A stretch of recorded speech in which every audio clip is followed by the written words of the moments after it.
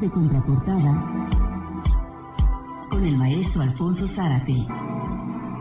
Maestro, ¿cómo está? Muy buenas noches. ¿Qué le pareció lo del asesinato del juez en Metepec, Estado de México?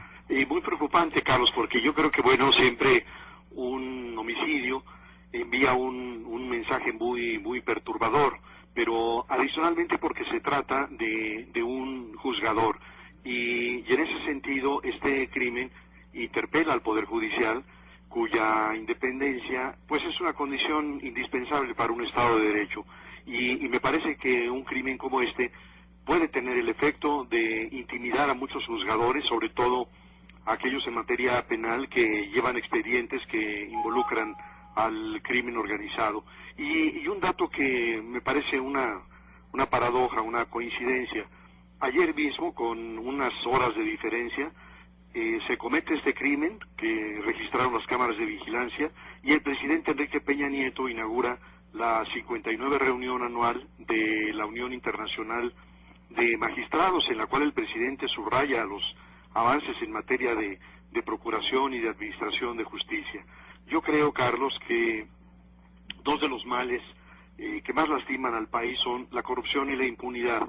Y estos dos males tienen como componentes claves, primero, a ras de suelo, el enorme deterioro de las corporaciones policiales. Ya sabemos que es el eslabón más débil, particularmente las policías municipales y estatales, y todo esto ha tenido además como un efecto perverso el obligar a que las Fuerzas Armadas suplanten el trabajo que correspondería a las policías municipales y estatales ante la simulación y en ocasiones incluso la complicidad de alcaldes y de gobernadores. Lo que se conoce, por ejemplo, de los secuestros, que es quizá el delito más horrendo, es que cada vez que se desarticula una banda, al menos entre los miembros de la banda aparece uno, un policía en activo o un ex policía. Entonces el secuestro de alguna forma es un negocio policial. El segundo eslabón es el de la procuración de justicia, es decir, las fiscalías o las procuradurías generales de justicia en los estados, y ahí también el deterioro es dramático. Yo creo que cuando hablamos de las cifras negras de los delitos, siempre que se habla, por ejemplo, no sé, de secuestro, se dice, este es el número, pero hay un número que no sabemos porque no se denuncia. Pues detrás de esa decisión de los ciudadanos de no acudir a las agencias del Ministerio Público, lo que está simplemente es la desconfianza. No hay confianza en el Ministerio Público, o se siente que al final de cuentas pues solamente van a simular, a mal registrar las estadísticas, pero que realmente no van a hacer nada. Y luego viene el sistema judicial, primero a nivel de los estados y después a nivel federal.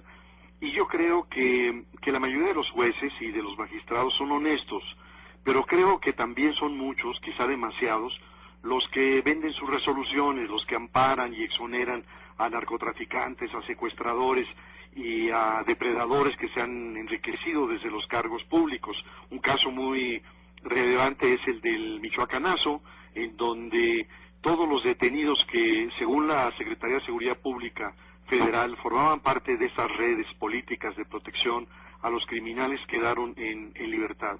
Y uno se pregunta, ¿quién investiga el enriquecimiento de jueces, magistrados, ministros y aún secretarios de juzgados y tribunales?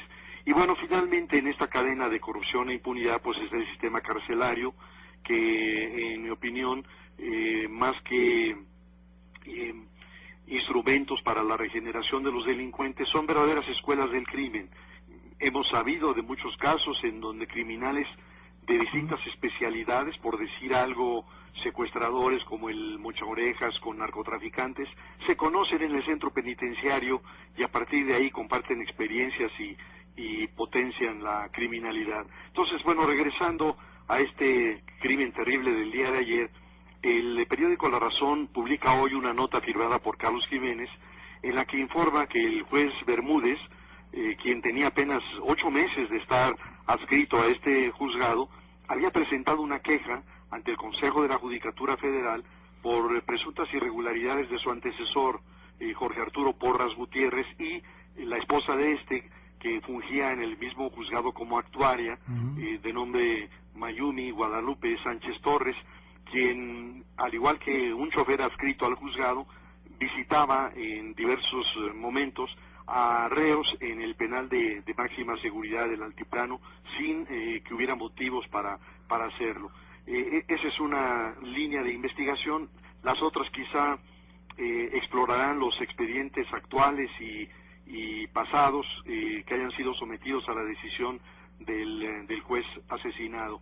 Y desde luego no es un caso único.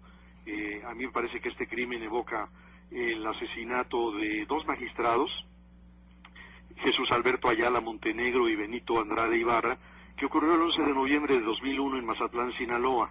Es un crimen que, como tantos otros, permanece impune, aunque en el año siguiente algunas evidencias parecieron ubicar a Ramón Arellano Félix como quien pudo haber ordenado estos crímenes. Y finalmente, Carlos, creo que hay que recordar el caso del juez Giovanni Falconi en Italia, que fue asesinado por la mafia a principio de la década de los 90, y el Estado italiano asumió ese crimen como una declaración de guerra de la mafia y respondió con valentía, inteligencia, contundencia, puso en práctica políticas inéditas, constituyó un tribunal especial, otorgó seguridad personalizada a los jueces, etcétera, y yo creo que el mensaje que mandaron en este caso las autoridades italianas fue que la mafia no derrotaría al Estado. Sabemos que hubo atentados, asesinatos, pero al final se impuso el Estado italiano. Y la pregunta que yo me hago es si tendremos en México la fortaleza y la determinación para enfrentar con eficacia la corrupción, la impunidad en la que se inscriben los asesinatos de jueces federales. Muchas gracias, maestro Zárate, y muy buenas noches. Buenas noches, Carlos. Hasta luego.